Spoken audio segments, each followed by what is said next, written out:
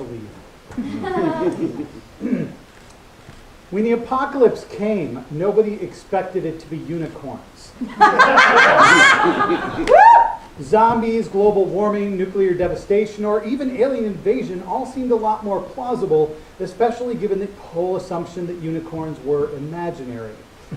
Nobody had even made a movie about how to deal with the unicorn apocalypse. How were they expected to prepare? The unicorns were real, and they came to wipe out humanity. Given the unicorns killed everyone who wasn't a virgin, the population was rapidly reduced to children, internet film critics, and a much lower than expected number of Catholic priests.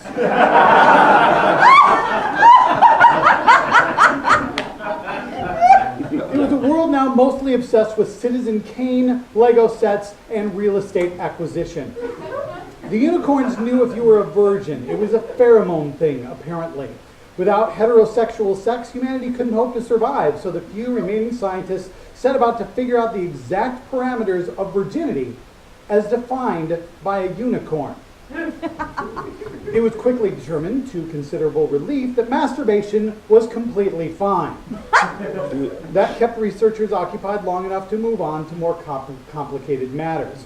Actual heterosexual intercourse was clearly unacceptable. Any virgin who engaged in such an activity was dead within 24 hours. The unicorns could break through any barrier and were invulnerable to any weapon humans could dream up.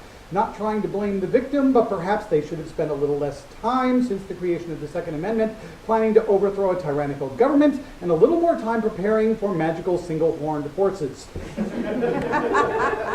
Homosexual sex between a man or a woman and a woman was determined to be fine. Sometimes the unicorns even watched, which was creepy. It was at this point the researchers had to get creative. A man and a woman could engage in oral sex with one another, and the unicorns would not intervene. Manual stimulation, BDSM, water sports, felching, gerbling, and many other fetishes were explored to varying degrees of enjoyment by the subjects who, it should be noted, had completely consented to each experiment.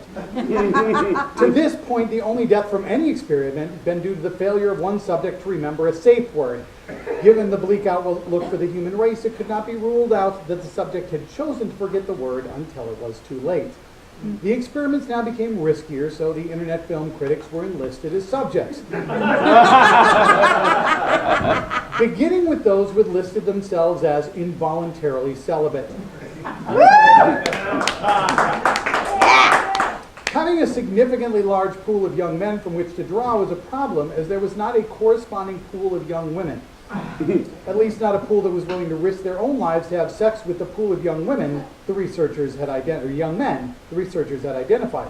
Any number of people had chosen sexual intercourse as a means of suicide, but most of them wanted to enjoy the experience. Obviously not the being killed by unicorns experience. That was awful, because it turns out unicorns are sadistic bastards. Nobody enjoyed being killed by unicorns. So researchers found themselves with more than enough male subjects willing to potentially sacrifice their lives for the chance at a single sexual encounter with a woman, but hardly any female subjects. It was a paradox that proved difficult to solve. They finally resigned themselves to field research. The film critics were disappointed, but with the death of the internet, they were unable to convince their legions of fans to bombard the researchers with angry tweets and death threats, so they went home and masturbated, which, as has already been discovered, was perfectly fine. While the scientific community began to design the field research criteria, the remaining members of the military, mostly supply sergeants for some strange reason, were working on ways to combat the unicorn army.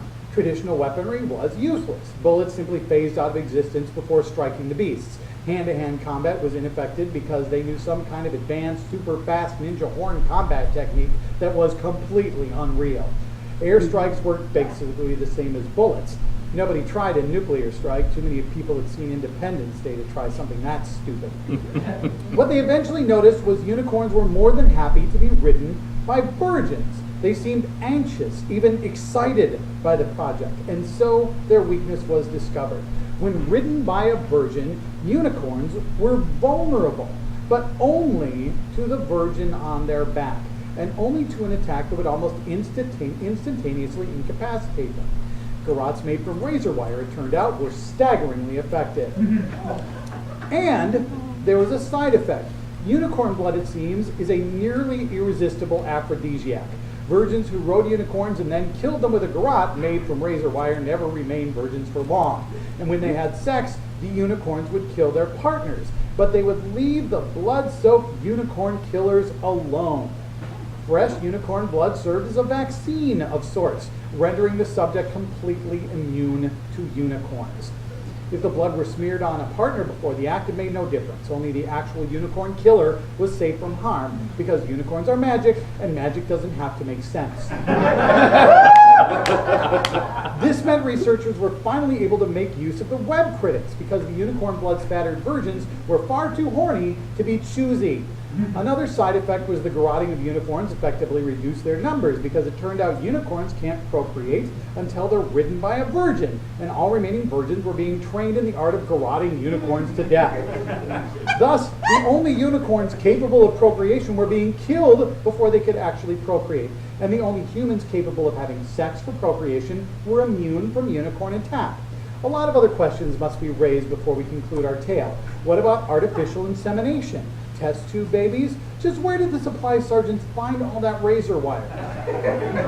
The vaccine analogy doesn't really work, does it? How many internet critics are there really? And are you sure none of them are women? Answers: unicorns are magic, shut up. At this point, the tragic end of the story must be apparent. The newest generation of humans were the offspring of unicorn killers and internet film critics. They had few career choices given the end of the internet and the slow extinction of unicorns by garrote. They had opinions about The Last Jedi that they couldn't share with anyone. They hoarded piano wire, but none of them could play the piano. Society, which could have been saved, was wiped out because soon nobody could talk about anything but their top 10 movies of all time and when exactly John Carpenter had jumped the shark. Was it vampires or Ghosts of Mars? It was the unicorns. Their goal had been to eradicate humanity, and they had done it in the cruelest way imaginable. Unicorns are seriously sadistic bastards.